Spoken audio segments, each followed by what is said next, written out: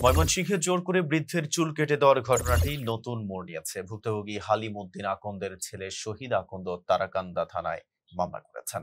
শনিবার বিষয়টি নিশ্চিত করেছেন অতিরিক্ত পুলিশ সুপার আব্দুল্লাহ আল মামুন। মামলায় ৭ জনের নাম উল্লেখ করা হয়েছে এবং অজ্ঞাত পরিচয়ে আরও ৪-৫ জনকে আসামি করা হয়েছে। মামলার ঘটনাস্থল হিসেবে দেখানো হয়েছে চলতি বছরের ৫ জুন। তারাকান্দা থানার ওসি জানান, ভুক্তভোগী পরিবার শনিবার থানায় এসে মামলা দায়ের করে।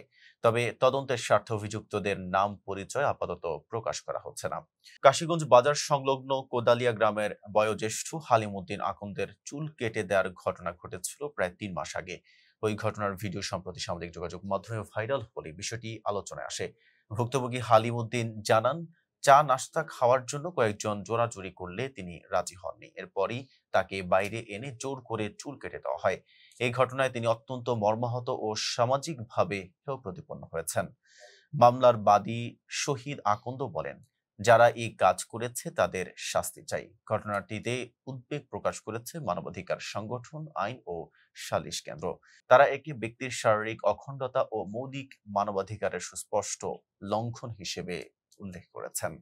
অতিরিক্ত পুলিশ সুপার আব্দুল্লাহ আল মামুন বলেন, একজন বয়োজ্যেষ্ঠ মানুষের প্রতি এমন আচরণ নিন্দনীয় ও বেআইনি। আসামিদের চিহ্নিত করে দ্রুতই আইনের আওতায় আনার চেষ্টা চলছে। এতক্ষণ সাথে ছিলাম মেহেদী হাসান। ফেজা বিপ্লবের সাথে থাকার জন্য ধন্যবাদ।